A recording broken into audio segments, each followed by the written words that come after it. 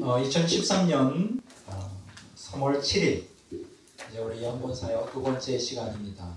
역사의 의미 하나님의 소명을 공부하도록 하겠습니다. 우리가 지난 시간에는 하나님의 소명에 대한 아주 개괄적이고 아주 중요한 기초를 지금 가졌다면 이제 오늘 지금부터 강의하는 이 내용은 그 핵심이 되겠습니다. 제가 아까 하나님의 소명이 구속사에 아주 중심되는 기초가 된다 이렇게 말씀드렸잖아요. 아까 제가 말씀드리기를 하나님의 소명에는 네 가지가 있다. 다시 한번 복습해 볼까요? 구원의로의 소명, 두 번째 거룩으로의 소명, 세 번째 사명으로의 소명, 그다음에 회개로의 소명, 이렇게 나옵니다. 그런데 이제 아까 제가 말씀드리기를 구원의로의 소명이 사실은 하나님의 소명이 전부예요. 하나님의 그 구속사의 목적은 인간을 구원하는 것이죠. 근데 여기서 중요한 것은 여기서 구원이라고 말할 때 오늘 우리 개신교인들은 너무나 단순하게 생각을 한다는 거예요. 제가 여러 번 지적하지만은 좀 구원에 대하여 성경적으로 구체적으로 좀 설명하는 게 좀 필요해요. 우리가 보통 여러분들 전도지에 물론 전도지가 워낙 제한적이기 때문에 제한적인 공간에서 그걸 설명하는 건 참 어렵죠. 보통 우리가 전도지를 보면 크게 네 가지로 이렇게 구분이 돼요. 첫째는 뭐냐? 하나님이 당신을 사랑합니다. 그렇죠? 두 번째는 뭐냐? 사람들은 죄인입니다. 세 번째는 뭐냐? 구원의 길은 오직 예수뿐입니다. 네 번째 뭐냐? 예수님을 영접함으로 영생을 얻습니다. 맞는 얘기죠. 맞는 얘기입니다. 그런데 이제 이렇게 맞는 얘기지만은 이것을 이렇게 단순화하고 요 어떤 개괄적인 개괄적인 측면에서만 신앙생활을 하다 보면 구체적으로 구원의 내용이 실종되는 경우가 많아요. 그렇게 되면 잘못된 신학관에 의해서 잘못된 신앙 가지고 신앙생활을 하다가 예수님 영접하면 그냥 예수님 믿습니다 그냥 영접하면 되는 거구나. 그게 끝이구나. 끝이 아니거든요. 그 영접이라는 의미, 예수님 믿는다는 의미, 예수님의 속죄사역의 의미 이게 엄청난 거예요. 그 내용이 그러니까 아까 제가 얘기하기를 구원의로의 소명이라고 말할 때 구원 소명이라고 말할 때 그 안에는 거룩과 사명과 회개의 소명이 포함되어 있다. 이게 사실은 구원의 내용의 핵심이에요. 사실 핵심인데 이 핵심이 사실 지금 현대 교회에서 다 실종된 상태에 있다. 거룩을 추구하지도 않고 또 사명을 이걸 목사나 전도사가 감당해야 되는 특수한 사명 나는 사명자 아니니까 그냥 관계없다. 이것도 실종됐고 더더욱 회개는 하지도 않아요. 내가 누굴 살인죄를 내가 무슨 죄를 범했냐 살인죄를 범했어 무슨 죄를 범했어. 여기서 회개해야 되는 가장 핵심이 뭔지 알아요? 뭘 회개해야 되는지 알아요? 자기 중심주의. 내가 언제 간음했어? 내가 언제 거짓말했어? 나는 아주 윤리적으로 도덕적으로 살아. 그렇게 하면서 지옥 갈 수 있어요. 여기서 말하는 회개는 뭐냐? 여기서 진짜로 말하는 회개는 뭐냐? 자기 중심주의로 회개해야 돼요. 예수님이 전부가 아닌 거 그거가 죄인 거예요. 예수님이 전부가 아니고 예수님을 그냥 믿음의 대상으로만 살고 내가 전부고 내 욕망이 전부고 그게 탐욕인데 그게 아까 우상숭배라고 그랬잖아요. 지옥 가는 거예요. 오늘 지금부터 이제 하는 강의에 대하여 아마 여러분도 어떤 분들은 충돌할 거예요. 그동안 수십 년 동안 믿어왔던 신앙의 틀하고 전혀 다를 수 있고요. 다른 건 아니에요. 자세히 들어보면 그 내용이 다 같은 내용인데 이제 기존에 여러분들이 가르치고 배워왔던 그 내용이 조금 다를 수도 있어요. 그럼 거부가 일어날 수 있어요. 백 목사 잘못 가르치는군요. 그렇게 저를 판단하기 전에 제가 여러분들에게 권해드리고 싶은 것은 뭐냐? 1차적으로 여러분들이 성령의 도움을 받으면 백 목사가 가르치는 게 성령을 통하여 가르치는 것인지 정말 인간의 철학에서 나온 건지를 분별할 수 있는 영적 분별력이 좀 필요하고요. 두 번째로는 여러분들이 정말 진리를 갈망하는 마음이 있어야 돼요. 요한복음 3장에 보면 그 진리를 사랑하는 사람은 빛으로 온다 그랬어요. 거기 요한복음 3장에 예수님 믿으라고 예수 믿는 사람은 영생하고 믿지 않는 멸망한다고 하면서 거기에 토를 달기를 진리를 사랑하는 사람은 빛으로 온다. 그 얘기는 뭘까요? 여러분들이 진정으로 진리를 사랑한다면 제가 가르치는 이 말씀이 그 원래 의도가 뭔지를 깨달을 수가 있다는 얘기예요.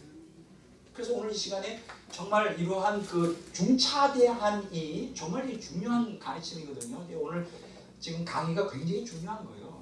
알고 보면 간단한 것 같은데 이 간단한 이 원리를 원래 대다수의 기독교인들이 모르고 있어요. 그런데 굉장히 여러분들이 오늘 이 강의를 통하여 깨달을 수 있도록 기도를 하시고요. 두 번째로 제가 권해드리고 싶은 것은 오늘은 이제 이 두 번째 시간에 질문을 전혀 안 받습니다. 뭐 막 반발이라 하면 질문도 할 수 있어요. 그런데 안 받는 이유가 뭐냐?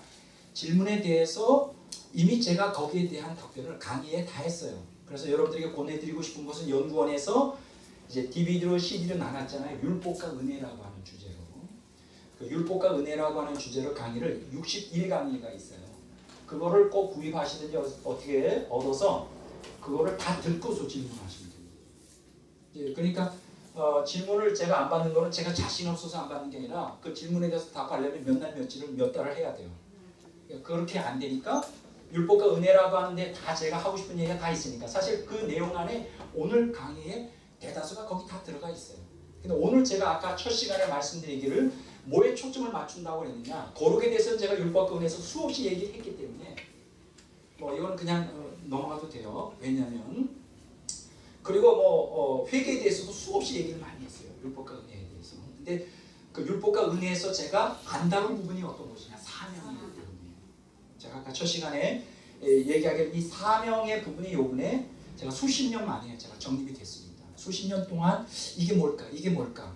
이 달란트 비유가 무엇일까? 마태복음 25장에 달란트 비유가 도대체 무엇일까? 이게 그 잡힐 듯 하면서 안 잡혔었는데 요번에 아주 뚜렷하게 이게 정리가 됐어요.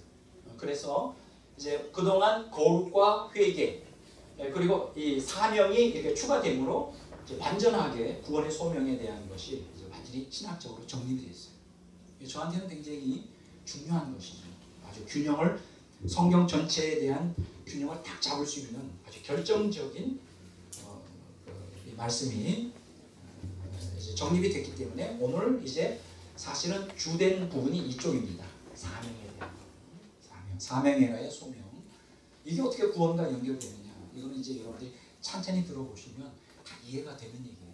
그러니까 오늘은 질문 받지 않고 궁금한 사항이 있으면 율법과 은혜라는 책을 그 CD를 구입해서 읽어보시도록 하고 이제 본 강의로 들어가도록 이렇게 하겠습니다. 가장 중요한 것은 구원을 중심으로 구원 안에 거룩과 사명과 회개가 같이 있다는 것. 분리될 수가 없는 거예요. 이것이 성경의 가르침이라는 것을 말씀드리고 먼저 이제 우리가 가장 이 거룩과 사명과 회개의 가장 기본적인 가장 중요한 빅 타이틀이 되는 그 구원으로의 소명에 대해서 다뤄보겠습니다. 우리가 보통 여러분들과 제가 상식적으로 알고 또 정통 신학에서 가르치는 건 뭡니까? 구원받으려면 어떻게 해야 돼요? 하나님의 편에서는 은혜가 있어야 되죠. 제가 그거 부인하는 사람은 아닙니다. 오직 은혜요. 솔라 피데, 솔라 그라치아. 네? 오직 은혜.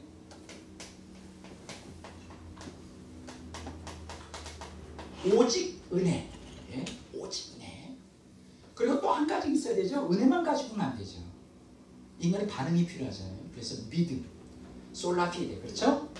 우리가 개신교회에서 가르치는 아주 중요한 양보할 수 없는 가장 기본적인 구원의 교리는 솔라 그라치아, 솔라 피데. 이것도 제가 그런 똑같이 주장합니다. 솔라 피데. 오직 믿음. 자, 구원의로의 부르심이 솔라 그라치아, 솔라 피데 맞습니다. 근데 이제 중요한 것은 솔라 그라치아, 오직 은혜와 오직 믿음 안에 뭔가가 포함되어 있어요. 무언가가 포함되어 있어요. 이거를 놓친다면 알맹이 없는 껍데기만 되는 거죠. 제가 은혜와 믿음을 주장하면서 이건 기초예요. 기본이에요.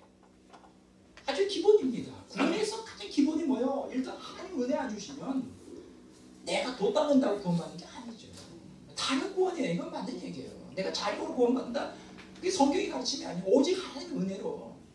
하나님이 나를 불러주시니까 내가 구원받지. 하나님이 안 불렀는데 하나님 내가 부른다고 하나님이 발견되냐고요. 하나님 소명.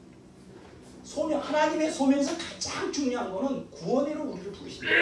그 부르심에서 뭐로 부르느냐? 인간은 전적으로 타락했기 때문에 거기에 응답할 능력이 없어요. 그래서 뭐가 필요해요? 네. 제가 오늘 속도가 좀 빠르죠, 말이. 네. 예전에 안 그랬어요. 왜냐면 하고 싶은 얘기가 너무나 많고 막 내 안에서 막 뜨거움이 강하게 임하니까 이게 그 감당이 안 되는 거예요. 원래 지금 나이가 돼서 조금 힘이 없어지잖아요. 그 은혜예요, 은혜. 우리가 구원받는 건 100% 은혜예요. 나를 부인하는 거 아니에요. 뭐 은혜에다가 행위를 붙이는 거 아니에요. 은혜 50%, 행위 50% 그거 아니에요. 100% 은혜예요. 뭐 그건 상식 아닙니까? 그것도 몰라요? 상식이죠. 근데 여기서 중요한 것은 은혜가 되어 그것이 열매를 맺으려면 뭐가 있어야 되느냐? 믿어야 돼요. 믿음이라는 것도 뭐 신학자마다 말이 많아요. 이것도 은혜의 믿음이다. 은혜가 맞죠? 믿음도 내가 믿고 싶다고 믿나요? 믿어줘야 믿는 거지. 하나님의 은혜가 아니면 믿음도 없는 거예요. 근데 여기서 중요한 것은 하나님의 은혜만이 믿음이 구성 요소가 아니라는 거예요. 내 믿음이 너를 구원했다 하는 것처럼 인간의 응답이 필요하죠. 그렇죠? 응답. 반응을 해야 돼요. 반응. 그래서 우리가 구원론에서 가장 중요한 것은 은혜와 믿음인데 이것이 잘 균형을 맞아야 돼요. 하나님의 절대 주권, 은혜, 하나님의 절대 주권, 그렇죠?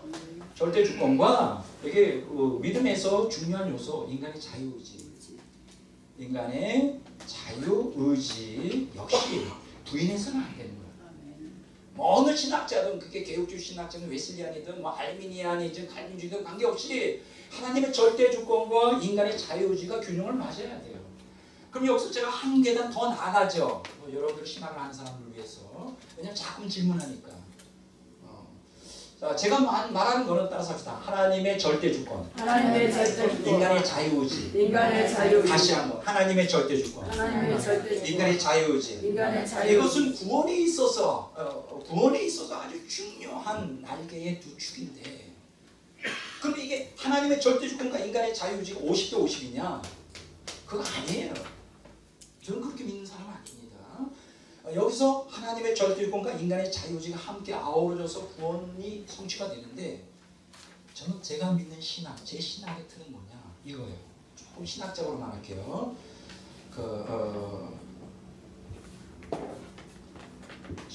시너기즘 좀 어려운 사용을 어려울 수 있어요.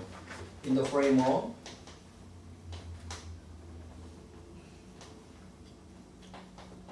모노기즘. 자, 어려워도 한번 해봅시다. 시너기즘. In the framework of 모노기즘. 이게 제 신학이에요. 백목사의 신학이 뭐냐고 물어보면 저는 항상 변함없이 앞으로도 죽을 때까지 과거에도 그렇고 이게 제 신학의 기본적인 베이스예요. 시너기즘 in the framework of monoism. 시너기즘은 뭐예요? 신이 협동설이죠. 하나님과 인간이 뭐예요? 협동하는 거죠. 협동이라는 게 뭐예요? 뭐 우리가 구원받기 위해서 우리가 도와주는 거예요? 아니에요. 하나님의 부르심에, 하나님의 절대 주권에, 하나님의 부르심에 어떻게 하는 거예요? 인간이? 리스판스. 응답하는 거예요. 그걸 저는 협동이라고 말해요. 그런데 여기서 중요한 게 있어요. 페라기우스처럼 인간의 자유의지로 노력으로 구원받냐? 절대 그건 이다. 여기 중요한 건 in the framework of monogism. monogism은 뭐예요? 하나님의 단독 사역.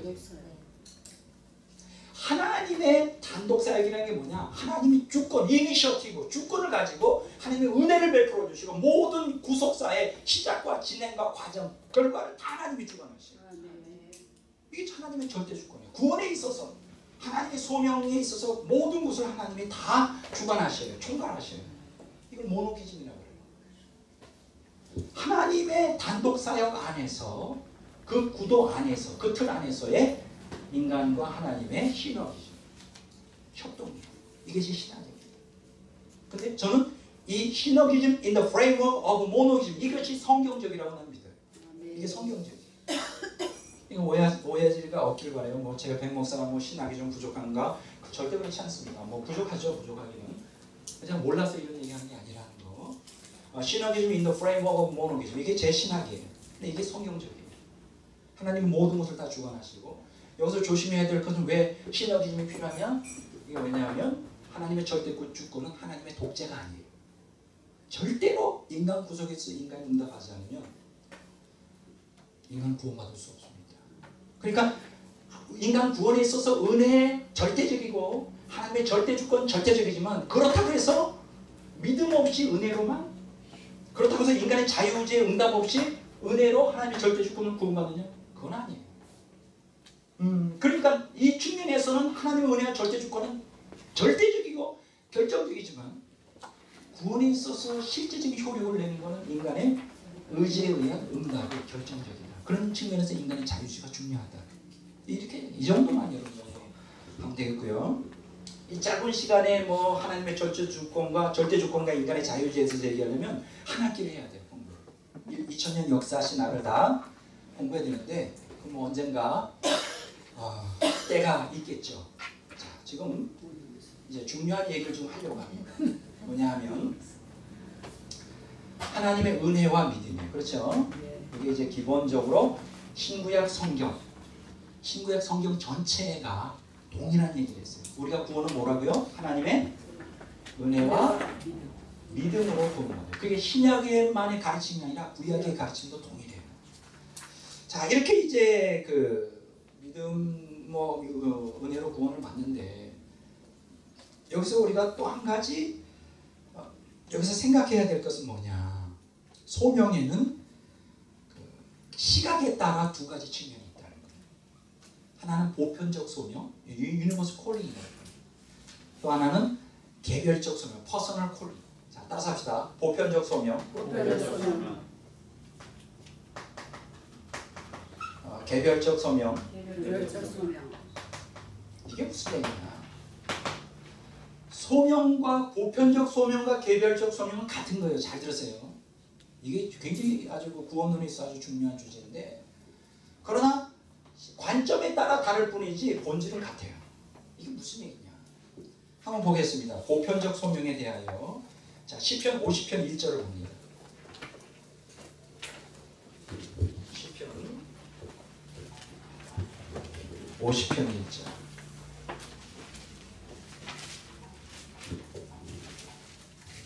찾으셨죠? 다 같이 읽겠습니다. 시편 50편 1절. 전능하신 이 여호와께서 말씀하사 해 돋는 데서부터 지는 데까지 세상을 부르셨도다. 자, 여기 보면 부르셨도다 이 소명이죠. 콜링. 그런데 부르심의 대상이 누굽니까? 해 돋는 데서 지는 데까지. 그러니까 전 세상이에요. 유대인만이 아니라 전 세상을 하나님이 부르셔요. 그러면 아까 제가 얘기했죠. 왜 하나님이 부르실까요? 인간을 부르는 건 하나밖에 없어요. 인간을 구원하기 위해 구속사적인 측면에서 부르십니다. 근데 여기 보면 온 세상을 부르는 거예요. 그러니까 다른 말로 이걸 번역하면 왜 온 세상을 부를까요? 구원하며 부르는 거예요. 그래서 하나님의 구원의 소명은 무슨 소명이다? 유니버설 콜링, 보편적 소명이에요. 모든 사람을 다 부르고 계셔요. 이게 성경적인 관점이에요. 자, 한번 보겠습니다. 디모데전서 2장 4절을 보면 하나님의 인간을 향한 마음을 볼 수가 있죠. 디모데전서 2장 4절.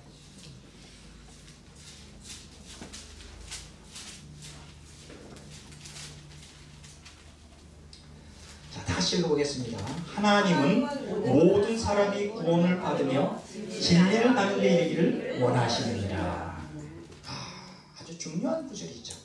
디모데전서 2장 4절에 뭐라고 얘기하느냐? 하나님은 모든 사람이 구원을 받기를 원한다는 거예요. 이게 이제 보편적 소명이에요. 모든 사람을 구원하기 위해 부르셔요. 한 사람도 멸망하기를 원하지 않으세요. 모든 사람이 구원을 받으며 진리를 아는 데 이르기를 원하세요. 이게 하나님의 마음이에요. 그래서 이제 요한복음 3장 16절에 하나님이 세상을 이처럼 사랑하셨어요. 독생자를 주셨으니 이는 누구든지 저 누구든지예요. anyone. 누구든지 거기에는 차별이 없어요. 보편적 소명에 누구든지 예수님을 믿으면 멸망치 않고 영생을 얻는 거예요. 이걸 갖다가 우리가 보편적 소명이라고 해요. 자, 그런데 여러분 보세요. 보편적 소명을 우리는 하나님의 측면에서의 소명이라고 말할 수 있습니다. 하나님의 측면에서는 모든 사람을 구원하기 원합니다. 자, 그런데 이제 여기에서 이제 그 칼빈주의와 알미니안이 갈라지는데 저는 그걸 갖다 하나로 묻고 싶어요. 개별적 소명. 그러니까 하나님의 부르심, 그거는 이제 하나님 편에서의 입장에서 우리가 바라본 것이고, 인간 입장에서는 하나님의 보편적 소명이 어떻게 와닿느냐. 보편적으로 와닿지 않고 하나님이 사랑이 임할 때, 하나님의 은혜가 임할 때, 그리고 내가 거기에 응답하는 믿음을 가질 때 어떻게 우리가 경험하느냐는 하나님이 나만 사랑하는 것처럼, 하나님이 나만 택한 것처럼 경험한다는 거예요. 많은 기독교인들이 예수님을 깊이 믿다가 굉장히 그 어떤 문화적인 충격, 하나님과 우리 사이의 문화적인 충격을 경험하는 게 뭐냐면, 한번 하나님을 깊이 은혜 받아요. 막 은혜 받고 하나님의 음성이 들리고 내가 너를 사랑한다. 그런데 그 내가 너를 사랑한다는 게 어떻게 들리냐? 내가 이 온 세상에서 너만 존재하는 것처럼 사랑한다. 그게 들리는 거예요. 우리는 착각해. 하나님이 나만 사랑하는구나. 다른 사람은 전혀 사랑 안 하고 나만 택했구나. 이걸 이제 개별적 소명이라고 해요. 나만 택했구나. 그래서 너무 하나님이 감사한 거지. 다른 사람, 옆집 아저씨, 아줌마 사랑하지 않고 자기만 사랑한다니까 막 거기에 막 프라이드 느끼고 막 어떤 때 교만하기도 하고. 그런데 가만히 보니까 모든, 나중에 보니까 이렇게 은혜의 자리에 있는데 다 자기만 사랑한다는 사람만 여기 쫙 앉아요. 보니까 아니야. 옆집 아저씨도 사랑하고 아줌마 사랑하고 다 주님께 믿음으로 응답한 사람 다 사랑하는데 거기서 실망하는 거야. 배신감을 경험하는 거야. 하나님 어찌 그럴 수 있어? 어떻게 나만 사랑한다더니 어떻게 저 사람도 사랑하고 저 사람도 사랑하냐. 이게 뭐냐? 왜 이러한 그 문제가 생기냐면 이거는 관점의 차이가 돼요. 하나님의 입장에서는 다 사랑해요. 근데 인간의 입장에서는 나만 사랑하는 것 같아요. 그래서 인간의 입장에서는 개별적 소명이라고 해요. 이럴 때는 절대 예정이라는 개념을 이해가 돼요. 무슨 얘기인지 아시겠죠? 그러니까 보편적 소명에서는 보편적 예정이에요. 보편적. 그리스도 안에서 모든 사람들을 다 예정하셨어요. 그리스도 안에서 구원으로. 그래서 믿음으로 응답하는 사람 누구나 구원받는데, 내가 경험할 때는 그 절대적 예정으로 경험하게 됩니다. 저 같은 경우도 저는 하나님이 모태에서 태어나기 전부터 날 선택했다는 날 믿어요. 그런 이제 박혁거세 같은 얘기가 있어요. 옛날에도 한번 한 것 같은데 그 얘기 이제 또 안 하겠나. 내가 다들 그래요. 여러분들 이렇게 태어난 그 이야기 보면 그런 사람들 굉장히 많이 있어요. 박혁거세가 아래에서 태어났듯이 나름대로 그 경험이 있어요. 저도 그 경험이 있거든요. 잘못했으면 이 땅에 태어나지 못할 뻔했어요. 하나님 나를 택하셨어요. 왜냐하면 내 입장에서 내가 경험하니까 개별적 소명이에요. 이게 절대적 예정이에요. 저는 그래서 이런 측면에서 절대적 예정을 믿어요. 절대적으로 나는 태어나기 전부터. 근데 성경에 보면 그 얘기하고 있죠. 한번 읽어볼까요? 이사야서 49장 1절.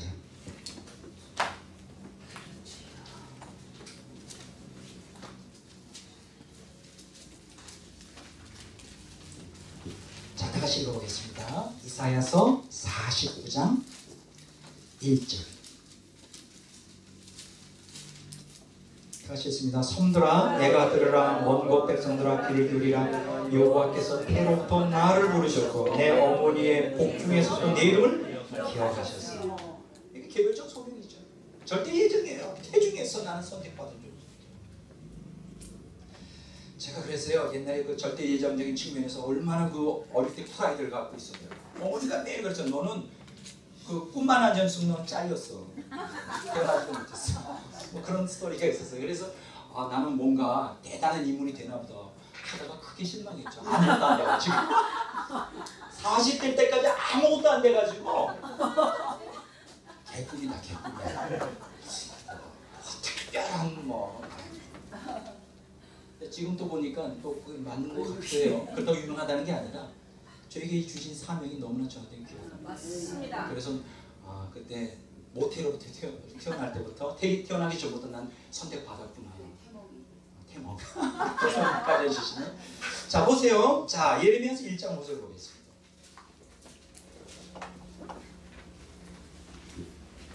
예레미야서 1장 5절. 내가, 다시 찾으셨어요? 내가 너를 모태에 짓기 전에 너를 알고 내가 배에서 나오기 전에 너를 선별하였고 너를 여러 나라의 선지자로 세우노라 하시고.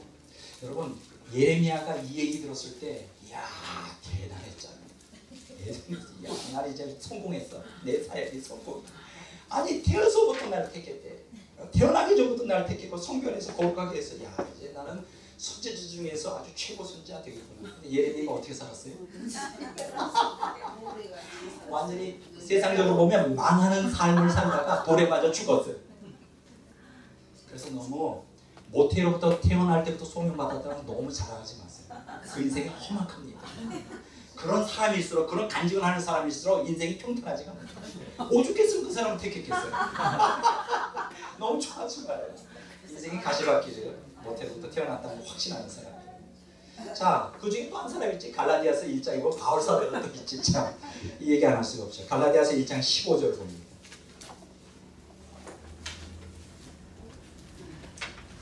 갈라디아서 1장 15절. 자, 다 같이 읽어보겠습니다. 갈라디아서 1장 15절. 그러나 내 어머니의 태로부터 나를 택정하시고 나 그의 은혜로 나를 부르시니까. 여기 16절 읽어볼까요? 그의 아들을 이방에 전하기 위하여 그를 내 속에 나타나기를 기뻐하셨을 때 내가 곧 혈육과 의논하지 아니하고. 그러니까 이 바울 사도는 모태로부터 택정받고 그 은혜로 소명을 받은 거예요. 그러면 소명의 내용이 뭘까? 이방 사람에게 복음을 전하는. 다른 말로 말하면 바울의 사명이죠. 이따가 어떻게 될지 모르지만은 나중에 제가 설명하려고 하는 사명. 이 소명이라는 것은 사명이로의 소명. 여기서 바울이 강조하는 것은 왜 바울을 택정하고 소명하느냐? 사명애로의 소명을 위해서. 근데 바울 사도의 삶이 어땠어요? 험난한 삶이었죠. 험악한 삶. 그래서 너무 모태로서 택정받았다는 건 너무 강조하다가 하나님께 호되게 당합니다. 자, 그래서 우리가 여기서 보편적 예정이냐 절대적 예정이냐 여기서 저는 신앙 논쟁을 할 필요가 없다고 생각해요. 관점에 따라 하나님의 입장에서 보면 보편적 예정, 소명이고 우리 인간의 입장, 내 입장에서 보면 개별적 소명, 절대적 예정이 맞다. 둘 다 수용하면 되는 거예요. 그래가지고 싸울 필요가 없어요. 중요한 거는 이게 아니라 구원의 내용이 뭐냐가 중요해요. 지금 아까 얘기했죠? 구원의 내용이 뭐라고요? 고루게로의 소명과 무슨 소명? 사명애로의 소명. 근데 왜 회개로의 소명이 있죠? 회개로의 소명은 구원의 내용이 거룩과 사명애로의 소명인데 요것을 우리가 제대로 우리 타락한 본성 때문에 제대로 안 될 때가 많아요. 그래서 회개해야 됩니다. 끊임없이 돌이켜 세상으로부터 내 사람의 욕망으로부터 고루게로의 소명, 사명애로의 소명을 회복하는 삶. 그게 신앙생활이에요. 그게 구원을 이루는 삶이에요. 이해가 되시죠? 그러니까 여기서 회개로의 소명은 거룩과 사명으로 복귀시키는. 왜냐하면 우리의 구원이 정체된 게 아니라 끊임없이 변화하고 끊임없이 상태 개념이란 말이죠. 그래서 회개라는 것은 구원에 있어서 가장 중요한 거예요. 왜냐하면 우리가 타락한 본성을 갖고 있기 때문에 거룩의 소명, 사명의 소명을 다 감당 못하잖아요. 지금도 못하잖아요. 자주. 탐욕에 사슬릴 때가. 그래서 회개가 필요한 거예요. 자, 지금 이 시간에 아까 보편적 소명, 개별적 소명은 그렇게 정리하면 되겠고, 그러면 아까 제가 말씀드린 대로 구원의 소명 안에 고루게로의 소명, 사명의 소명이 있는데 과연 그런가요? 우리가 보통 지금 개신교 신앙에서 가장 메인 테마가 되는 게 구원의 소명에 두 가지만 있으면 된다고 했잖아요. 은혜와 믿음이면 되지. 그리고 꼭 여기 은혜에 대해서 얘기할 때 값없이, 행함 없이, 행위 없이 그 얘기가 꼭 토시로 달리거든요. 그러면 뭐따로 고르기라든가 사명이라는 건 옵션 아니냐? 옵션이라는 게 뭐예요? 자동차 옵션이라는 건 있어도 좋고 있어도 좋지만 없어도 굴러가는데 지장이 없어요. 이 구원하고 관계없지 않느냐? 거룩이나 사명이. 이렇게 많이들 생각해요. 그냥 은혜와 믿음이 있으면 되는 거 아니냐? 그리고 행함 없이, 우리의 행위 없이 됐다고 말하는데 그것을 그래서 우리가 여러분들이 제가 거룩과 사명이 은혜와 믿음 안에 들어가야 된다고 얘기했어요. 그래서 여러분들이 성경을 볼 때 입체적으로 봐야 돼요. 한 구절이나 단편이나 어떤 이미 교회적 정통주의 안에서 이미 정형화된 그 틀로 돼 있는 남이 다 해놓은 거 보지 말고 정말 성경으로 들어가서 성령이 조명하여서 은혜를 사모하면서 정말 그 말이 맞는지 안 맞는지 검증을 해봐야 돼요. 그래서 제가 지금 크게 두 군데를 지금 보도록 하겠습니다. 자, 여기에 대해서 답을 줄 수 있는 결정적인 역할을 한 게 디도서하고 에베소서 2장입니다. 자, 디도서 2장 한번 보겠습니다.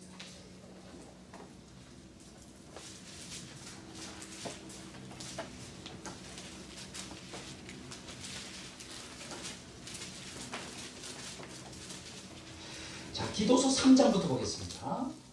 3장 5절, 우리가 가장 좋아하는 구절이죠.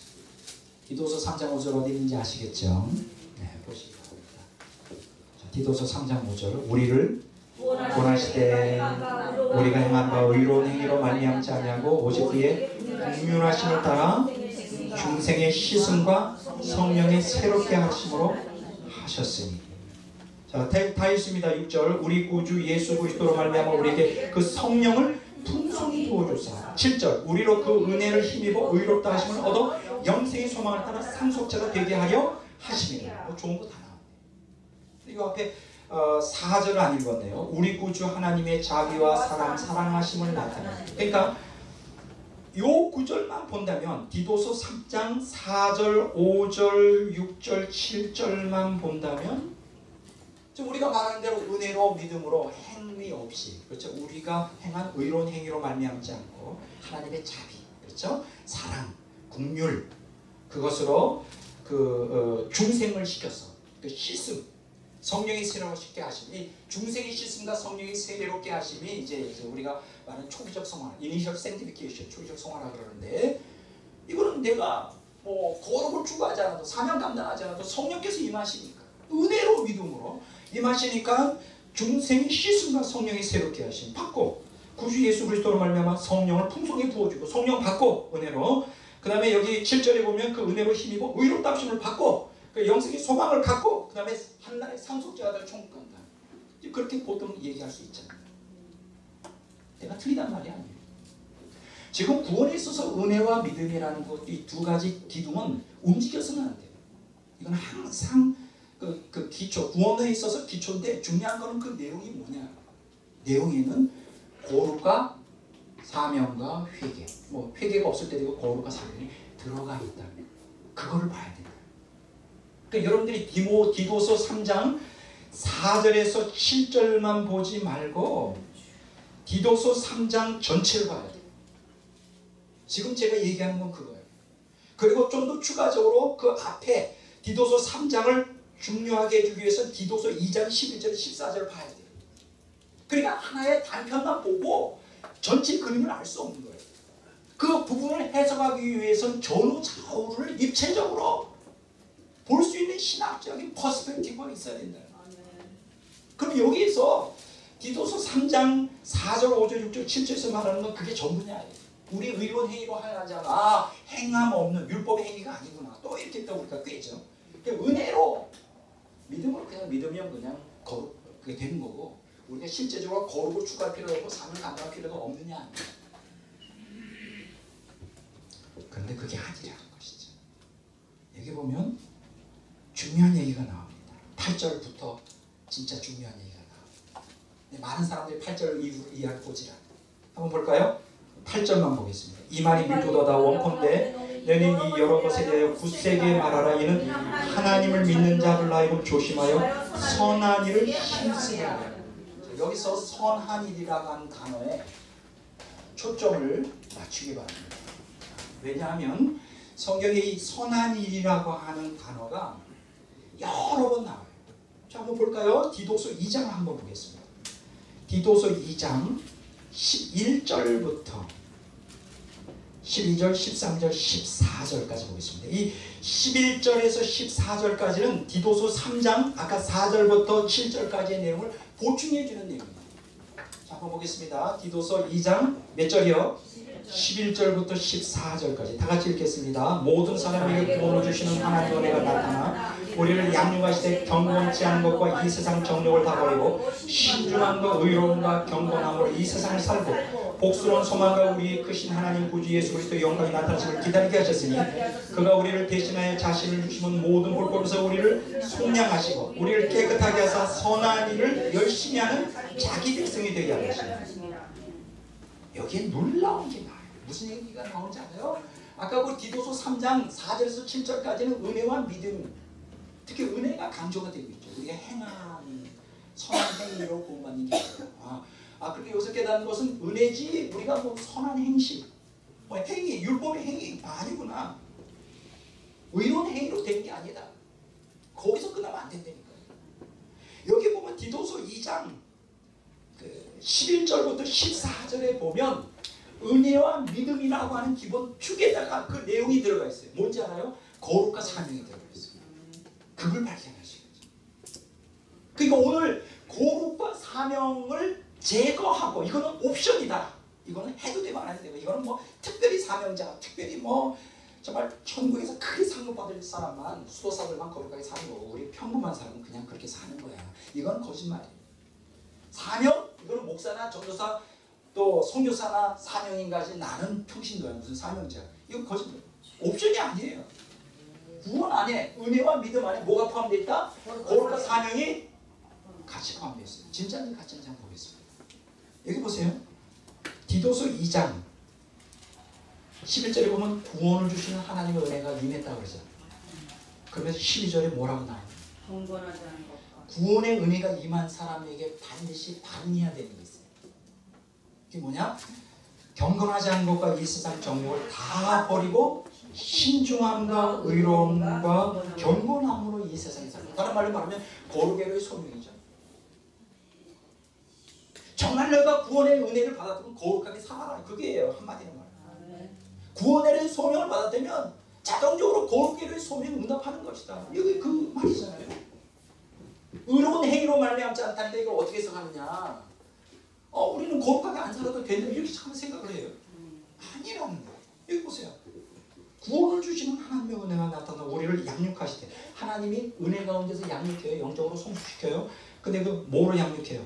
이 세상 정욕을 다 버리고 탐욕을 버리라. 다른 말로 이걸 바꾸고 말하면 우리가 탐욕을 버리지 않으면 절대 하나님의 양육을 받을 수가 없어요. 양육을 받을 수가 없다고.